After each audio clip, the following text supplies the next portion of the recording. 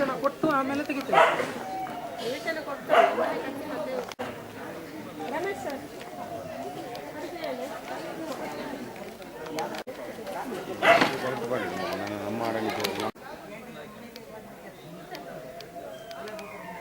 Government ಈ ತುಂದೆಲ್ಲ ಕಲ್ಲು ಪುಲ್ಲೆ ನೋಡ್ತಾರೆ ಅದು ಒಂದು ಗೌರ್ಮೆಂಟ್ ಅದ ಗೌರ್ಮೆಂಟ್ ಅನ್ನೋದಾನೆ ಜನಗಳಿಗೆ ಹೋರಾಟ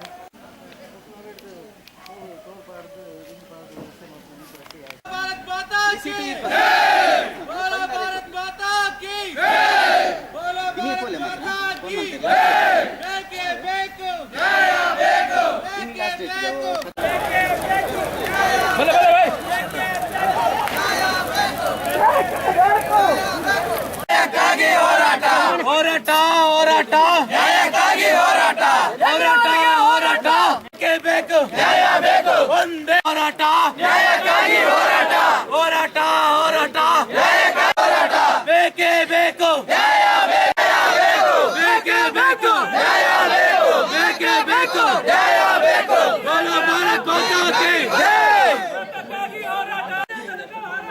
ಗೆಲ್ಲೋವರೆಗೆ ಹೋರಾಟ ಗೆಲ್ಲೋವರೆಗೆ ಹೋರಾಟ ಗೆಲ್ಲೋವರೆಗೆ ಹೋರಾಟ ನ್ಯಾಯಕ್ಕಾಗಿ ಹೋರಾಟ ನ್ಯಾಯಕ್ಕಾಗಿ ಹೋರಾಟ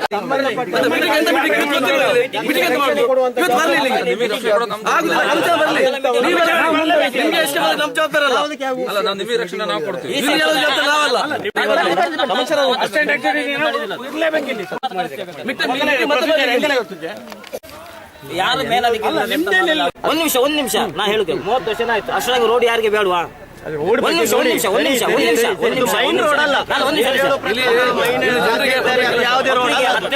18 ವರ್ಷದ ಕಾನೂನು ಉಂಟು 18 ವರ್ಷದ ಅವರಿಗೆ ಪಟ್ಟೆ ಅದು ಉಂಟು ನೋಡಿ ಒಂದು ನಿಮಿಷ ಅವರಿಗೆ ಈಗ ತೆಗಿತೇವೆ ನಾ ತೆಗಿಸ್ತೇವೆ ಎಲ್ಲ ತೆಗಿತೇವೆ ಅವರಿಗೆ ಜಾಗ ಕೊಡಿ ಅಷ್ಟೇ ಈಗ ನೋಡಿ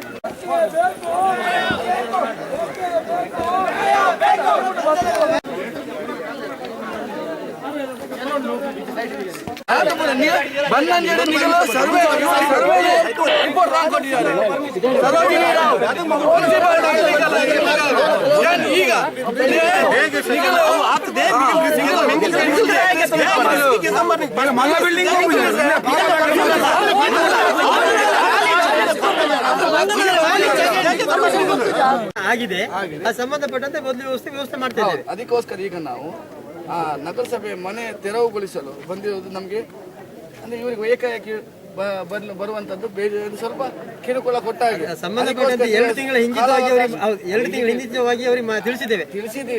ಆದ್ರೂ ಸಹ ಈಗ ನಗರಸಭೆಯಿಂದ ನೀವು ಆ ನಡವಳಿ ಅಂತ ಯಾವಾಗ ಹಕ್ಕುಪತ್ರ ನೀವು ಕೊಡ್ತೀರಿ ನಾಳೆ ಕೊಟ್ರೆ ಅವ್ರು 2 ತಿಂಗಳಿಗೆ ಮನೆ ಕಟ್ಟಿಗೆ ಹೋಗ್ತಾರೆ, ಏನ್ ಸಮಸ್ಯೆ ಇಲ್ಲ ಸರ್ಕಾರ. ಅದಕ್ಕೆ ತಕ್ಕ ನಾವು ಸಮೇತ ಪ್ರಯತ್ನ ಮಾಡ್ತೇವೆ, ನಾವು ಆ ನಡವಳಿ ಮಾಡ್ತೇವೆ. ಅದರ ಬಗ್ಗೆ ತಮಗೊಂದು ಇವರ ಪರವಾಗಿ ಎಲ್ಲ ಮಮತಾಜ್ ಸಾಯಿರಾ ಕಿಟ್ಟ ಪೂಜಾರಿ ಶೈಲಜಾ ಪರವಾಗಿ ನಿಮ್ಗೆ ಕೊಡ್ತಾ ಇದ್ದೇವೆ.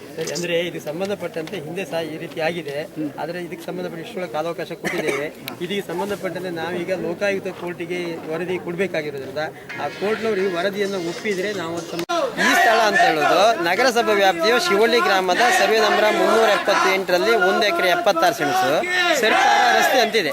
ರಸ್ತೆ ಅಂತ ಹೇಳೋದು ಸಾರ್ವಜನಿಕ ಉಪಯೋಗಕ್ಕೆ ಇರುವಂತ ಸಾರ್ವಜನಿಕ ಉಪಯೋಗದ ರಸ್ತೆಯನ್ನು ನಗರಸಭೆಯವರು ಒತ್ತುವರಿಯಿಂದ ಕ್ಲಿಯರ್ ಮಾಡಬೇಕಂತ ತಹಶೀಲ್ದಾರ್ ಸರ್ಕಾರ ಎಲ್ಲ ಸಂಬಂಧಪಟ್ಟಂತೆ ಎಲ್ಲ ಆದೇಶ ಆಗಿದೆ. ಅದು ಸಂಬಂಧಪಟ್ಟಂತೆ ಹಿಂದೆ 2 ಸಾರಿ ನಾವು ಒತ್ತುವರಿಗೆ ವ್ಯವಸ್ಥೆ ಮಾಡಿದ್ದೇವೆ. ಹಿಂದೆ ಒತ್ತುವರಿ ವ್ಯವಸ್ಥೆ ಮಾಡಿದಾಗ ಹಿಂದಿನ ಶಾಸಕರು ವಿಭೂತಿ ಕೊಟ್ಟರು ಒಂದು 6 ತಿಂಗಳ ಕಾಲಾವಕಾಶ ಕೊಡಿ ಅಂತೇಳಿ ಲೆಟರ್ ಕೊಟ್ಟರು.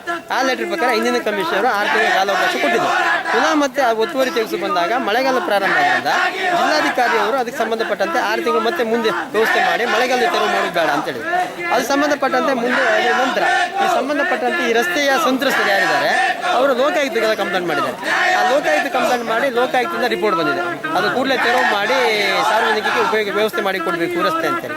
ಅದಕ್ಕೋಸ್ಕರ ಇವರಿಗೆ 14ನೇ ತಾರೀಕು ನವೆಂಬರಲ್ಲಿ ನಾವು ನೋಟಿಸ್ ಕೊಟ್ಟಿದ್ದೇವೆ. ಕೂಡಲೇ ಒತ್ತುವರಿಯಿಂದ ತೆಗಿಬೇಕು, ಇಲ್ಲದೆ ನಾವು ನಗರಸಭೆಯಿಂದ ತೆಗಿಸಬೇಕಾಗ್ತದೆ ಅಂತ. ಅವರು ತೆಗಿಸಲಿಲ್ಲ. ಪುನಃ 20ನೇ ತಾರೀಕು ಬಂದು ಅವರು ಹೇಳಿ ಹೋಗಿದ್ದೇವೆ, ನೋಡಿ ನೀವು ಕೂಡಲೇ ತೆಗಿಸಿ, ಜನವರಿ 20ಕ್ಕೆ ಬಂದಿದ್ದೇವೆ ಕೂಡಲೇ ತೆಗಿಸಿ, ಆದರೂ ತೆಗಿಲ್ಲ. ನಂತರ ಜನವರಿ 26ಕ್ಕೆ ನಮ್ಮ ಕಮಿಷನರು, ನಮ್ಮ ಅಧ್ಯಕ್ಷರು, ಉಪಾಧ್ಯಕ್ಷರು, ಸ್ಟ್ಯಾಂಡಿಂಗ್ ಕಮಿಟಿ ಅಧ್ಯಕ್ಷರು ಮತ್ತು ಸದಸ್ಯರ ಸಮಕ್ಷ ಬಂದು ಪುನಃ ಹೇಳಿದ್ದೇವೆ, ನೋಡಿ ಸಂಬಂಧಪಟ್ಟಂತೆ ಈ ಸ್ಥಳ ಕ್ಲಿಯರ್ ಮಾಡಿ ಬೇರೆ ಎಲ್ಲಾದರೂ ಹೋಗಿ ಕೂತ್ಕೊಳ್ಳಿ. ನಮ್ಮ ನಗರಸಭೆ ಸಂಬಂಧಪಟ್ಟಂತೆ ಪುತ್ತೂರು ಪುಟ್ಟೂರು 1 ಎಕರೆ 98 ಜಾಗ ಮಂಜೂರಾಗಿದೆ. ಆ ಜಾಗದಲ್ಲಿ ನಮಗೀಗ ಕಟ್ಟಡ ಆಗ್ತದೆ. ಅದರಲ್ಲಿ ನಿಮಗೆ ಪ್ರಥಮ ಆದ್ಯತೆಯಲ್ಲಿ ನಾವು ಕಟ್ಟಡ ನಿಮ್ಗೆ ಕೊಡ್ತೇವೆ. ಅದರಿಂದ ಅಲ್ಲಿವರೆಗೆ ನೀವು ಬದಲು ವ್ಯವಸ್ಥೆ ಮಾಡಿಕೊಳ್ಳಿ ಅಂತ ಅವ್ರಿಗೆ ತಿಳಿಸಿದ್ದೇವೆ. ಆದರೂ ಅವ್ರು ತೆಗಿಲಿಲ್ಲ. ಆದರೆ ನಿನ್ನೆ 30ನೇ ತಾರೀಕು ಬಂದು ಪುನಃ ಅವರಿಗೆ ಹೇಳಿ ಹೋಗಿದ್ದೇವೆ, ನೋಡಿ ಇದು ಸಂಬಂಧಪಟ್ಟಂತೆ ನಾವು ತೆಗೆಯಬೇಕಾಗ್ತದೆ ಅಂತೇಳಿ. ಅದಕ್ಕೋಸ್ಕರ ಇವತ್ತು ನಾವು 31ಕ್ಕೆ ಕಾರ್ಯಾಚರಣೆ ಮಾಡೋದಕ್ಕೆ ಆದೇಶ ಮಾಡಿದ್ದಾರೆ. ಅದ್ರ ಪ್ರಕಾರ ಕಾರ್ಯಾಚರಣೆ ವ್ಯವಸ್ಥೆ ಮಾಡಿದ್ದೇವೆ. ಹೌದು, ಇವತ್ತಿನ ಸಂಬಂಧಪಟ್ಟಂತೆ ಜನರ ಪ್ರಬಲ ಹೋರಾಟ ಇತ್ತು. ಸಂಬಂಧಪಟ್ಟಂತೆ ನಮಗೆ ಕಾರ್ಯಾಚರಣೆಗೆ ಅನುಕೂಲ ಆಗಲಿಲ್ಲ. ಅವರ ಪ್ರತಿಭಟನೆಯಿಂದ ಕಾರ್ಯಾಚರಣೆಯನ್ನು ಸ್ಥಗಿತ ಮಾಡೋಕ್ಕೆ ವ್ಯವಸ್ಥೆ ಮಾಡಿದೆ. ಮತ್ತು ಸಂಬಂಧಪಟ್ಟಂತೆ ಇಲ್ಲಿ ಸ್ಥಳೀಯ ನಾಯಕರು ನಾವೇ ಅದನ್ನು ತೆಗೆಸ್ತೇವೆ, ನೀವು ನ್ಯಾಯಭಂಗ ಕಾನೂನು ಮತ್ತು ಶಾಂತಿ ಭಂಗ ಮಾಡೋದು ಬೇಡ ಅಂತ ತಿಳಿಸಿದ್ದಾರೆ. ಆ ಒಂದು ನೆಲೆಯಲ್ಲಿ ಅವರು ಪತ್ರ ತಗೊಂಡು ಅದನ್ನು ವ್ಯವಸ್ಥೆ ಮಾಡಿಸೋಕೆ ವ್ಯವಸ್ಥೆ ಮಾಡ್ತಾರೆ. ಇನ್ನು ಮುಂದೆ ಅವ್ರು ತೆಗೆಸೋದಕ್ಕೆ ವ್ಯವಸ್ಥೆ ಮಾಡ್ತೇವೆ ಅಂತ ಹೇಳಿದ್ದಾರೆ. ಅವ್ರು ತೆಗಿಸ್ಬೇಕು. ಅವ್ರು ತೆಗೆಸಿದ್ರೆ ಕಾನೂನು ಪ್ರಕಾರ ನಾವು ತೆಗಿತೇವೆ. ಕಳೆದ 30 ವರ್ಷಗಳಿಂದ ಈ 4 ಬಡ ಕುಟುಂಬಗಳು ಈ ಪ್ರದೇಶದಲ್ಲಿ ವಾಸ ಮಾಡಿಕೊಂಡು ಬಂದಿರುತ್ತಾರೆ. ಇವರಿಗೆ ಸರ್ಕಾರದಿಂದ ರೇಷನ್ ಕಾರ್ಡ್ ಆಗಿದೆ, ಮತ್ತೆ ವೋಟರ್ ಕಾರ್ಡ್, ಆಧಾರ್ ಕಾರ್ಡ್ ಎಲ್ಲ ಆಗಿದೆ. ಮತ್ತೆ ಪರಿಸರದಲ್ಲಿ ಇವರ ಬಗ್ಗೆ ಯಾವುದೋ ಒಂದು ದೂರು ಸಹ ಇಲ್ಲ. ಇವರು ಕಡು ಬಡವರಾಗಿದ್ದು ಇವರಿಗೆ ನ್ಯಾಯವನ್ನು ಒದಗಿಸಿಕೊಡಬೇಕು. ಇವರು ಬೇರೆ ನಿವೇಶನ ನಾವು 2 ತಿಂಗಳಿಂದ ಈಗ ಇದು ಮಾಡ್ತಾ ಇದ್ದೇವೆ. ಆದ್ರೂ ಸಹ ಅವರು ಹೇಳ್ತಾರೆ ನೀವು ಮನೆಯಲ್ಲಿ ಸುಮ್ಮನೆ ಕೂತ್ಕೊಂಡಿದ್ದಾರೆ, ಯಾವುದು ಇದು ಮಾಡುದಿಲ್ಲ ಅಂತ. ನಾವೀಗ ನೋಡಿ, ನನಗೆ ಕಾಲು ಸರಿ ಇಲ್ಲ, ಗಂಟ ಸಹ ಇಲ್ಲ, ನಾನು ಎಲ್ಲಿಗೆ ಹೋಗುದು? ಮಗ ಒಬ್ಬ ಇದ್ದಾನೆ, ಇಲ್ಲಿದ್ದಾನೆ ಸಣ್ಣ ಮಗ.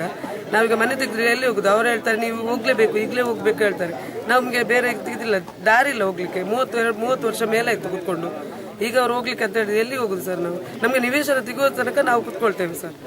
ಈಗ ನಮ್ದು ಅರ್ಜಿಯಲ್ಲಿ ಪಾಸ್ ಆಗಿದೆ, ನಿವೇಶನ ಕೊಡ್ತಾರೆ ಅಂತ, ಅಲ್ಲಿ ತನಕ ನಾವು ಕೂತ್ಕೊಳ್ತೇವೆ. ಮತ್ತೆ ನಮ್ಗೆ ಎಂತ ಆಗುದು? ಇಲ್ಲದ್ರೆ ನಾವು ಸುಸೈಡ್ ಮಾಡ್ಕೊಳ್ತೇವೆ ಅಷ್ಟೇ, ಆತ್ಮಹತ್ಯೆ ನಾವು ಮಾಡ್ಕೊಳ್ತೇವೆ ಅಷ್ಟೇ.